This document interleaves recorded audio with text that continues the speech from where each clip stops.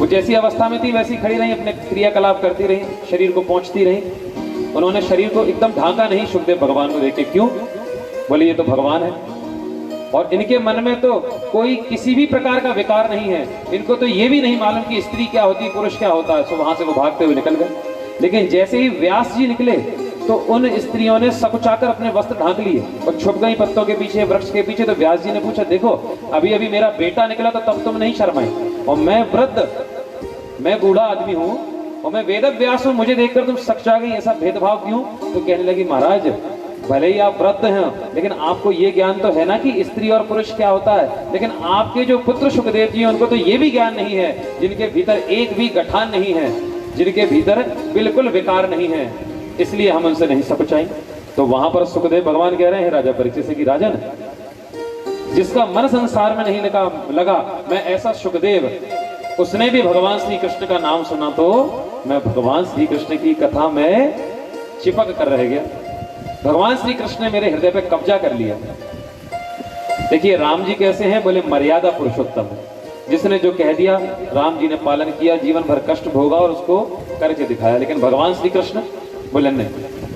भगवान श्री कृष्ण के विषय में कहा जाता है कि भगवान श्री कृष्ण क्या करते हैं? बोले जब सीधी उंगली से घी नहीं निकलता तो भगवान उंगली टेढ़ी भी नहीं करते। भगवान तो डब्बा ही गर्म कर देते हैं, भगवान श्री कृष्ण पूरा घी निकाल लेते हैं। लीला पुरुषोत्तम भगवान श्री कृष्ण। और सुखदेव भगवान ने कहा कि जब मैंने श्री कृष्ण की कथा सुनी तो मेरे अंदर भाव आ गया, हमरे अंगनवा में। बहुत सुंदर एक भाव है परम पूज्य प्रातः स्मरणीय श्री राम भद्राचार्य जी महाराज का।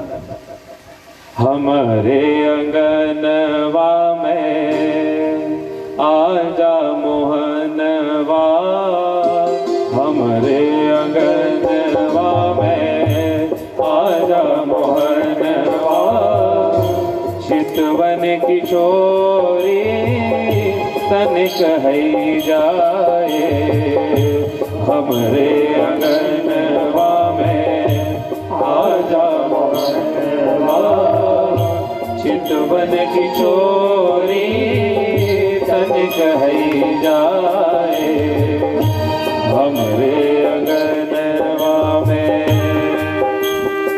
भाव से गाइए, भगवान श्री कृष्ण को बुलाइए तब जाके कथा प्रारंभ करेंगे भगवान श्री कृष्ण की।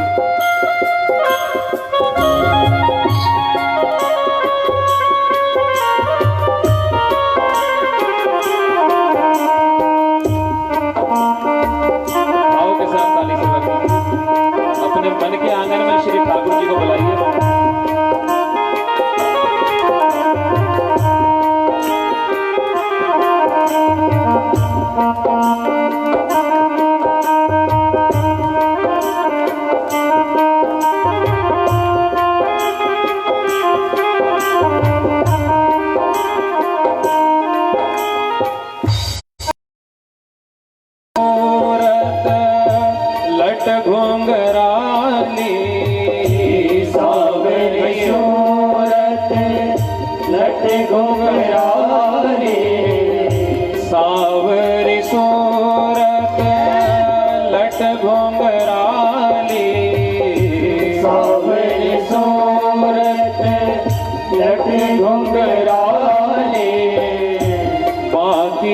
चितवन कारी गजरारी,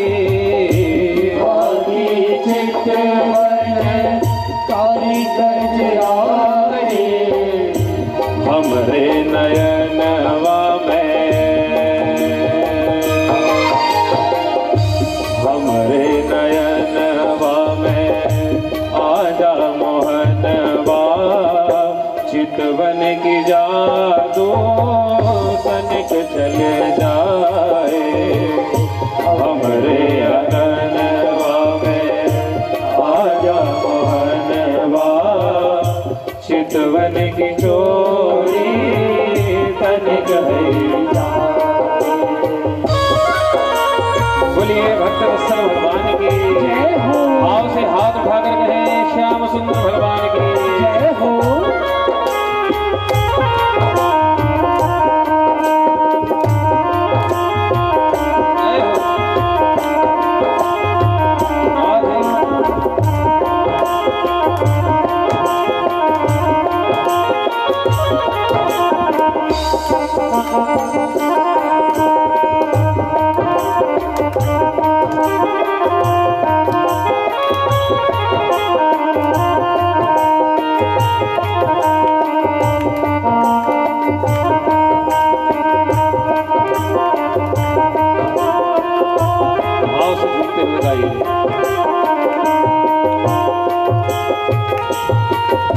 मोर मुकुट पीतांबर धारी, मोर मुकुट पीतांबर धारी, मोर मुकुट पीतांबर धारी, मोर मुकुट पीतांबर धारी, श्री राधा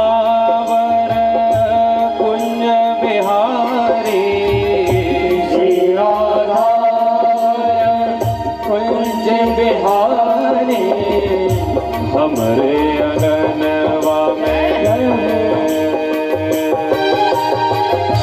हमरे अंगनवा में आजा सुहनवा, चितवन की चोरी तन कहे जाए, हमरे अंगनवा में आजा सुहनवा, चितवन की चोरी तनिक होई जाए। बोलिए वृंदावन में हरिलाल की। देखो बैठे बैठे भी झूम सकते तो ताली सेवा करिए।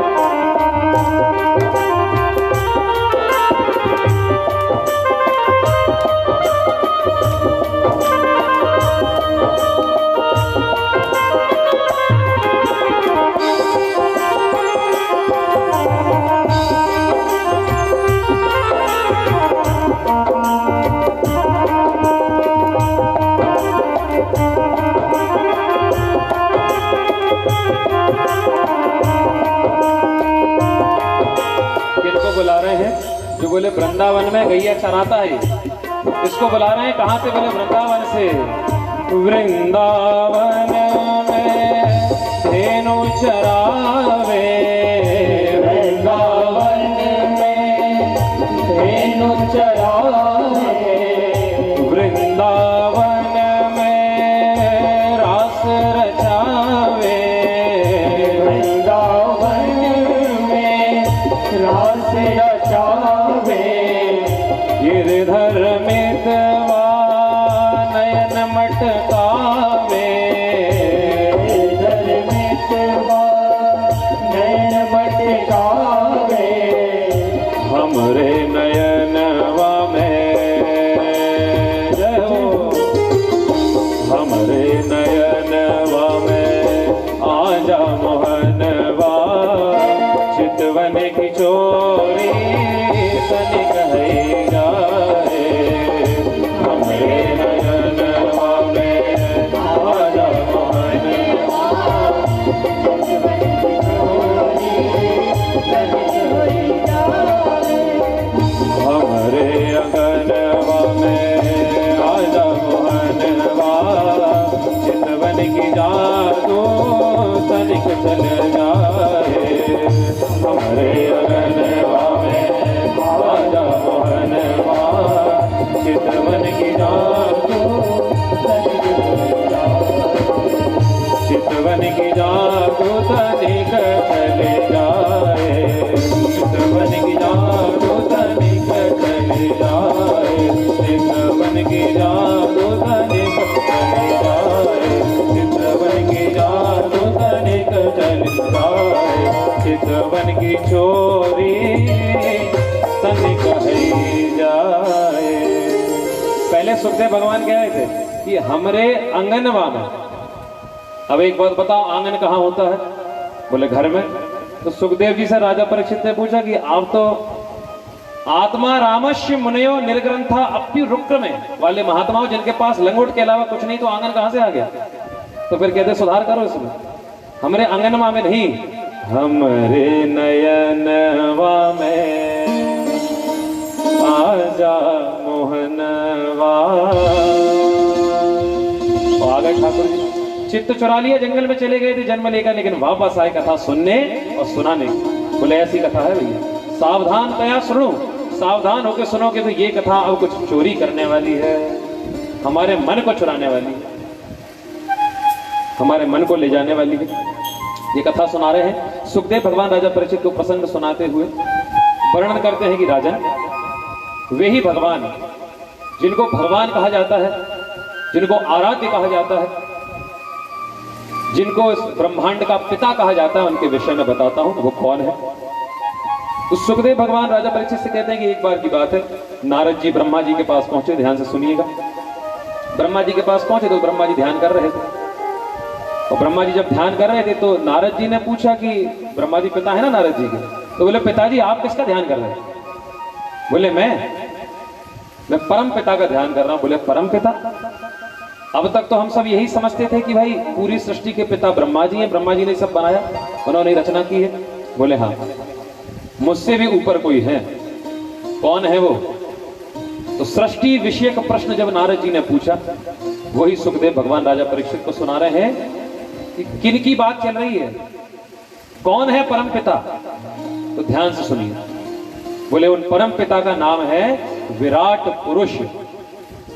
विराट पुरुष ये कौन है? बोले हाँ। तो पुरुष सूक्त में जो भगवान के सुंदर स्वरूप का वर्णन आता है, सहस्त्र शीर्षा पुरुषः सहस्त्राक्षा सहस्त्रपाद सभूमिगुम सर्वतिस्पृत्वा अत्यधिष्ठत् शांगुलंबः। कौन है? उन्होंने पूछा कौन है परम पिता, कौन है विराट पुरुष? तो बोले बताते हैं वो कौन है और कैसे दिखते हैं। बोले जिनके हजारों मुख हैं, जिनके हजारों हाथ हैं, एतावानस्य महिमा तो जायाश्च पुरुषः। ऐसे परम पुरुष हजारों जिनके पैर हैं, जिनकी बोलने की इच्छा हुई तो उनका मुख उत्पन्न हो गया, जिनकी देखने की इच्छा हुई तो उनकी आंखें उत्पन्न हो गई, चलने की इच्छा हुई तो पैर उत्पन्न हो गए। ऐसे विराट पुरुष।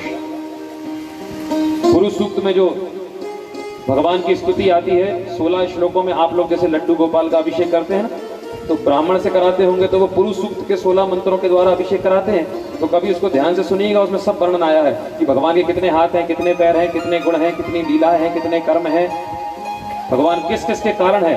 16 श्लोकों में भगवान का सब वर्णन किया गया। यहां तक बताया गया कि ब्राह्मणों से मुखमा सीध बाहु राजन्य ऊरुत यर्वैश्य पदव्याग शूद्र वजायता। भगवान के मुख से ब्राह्मण निकले,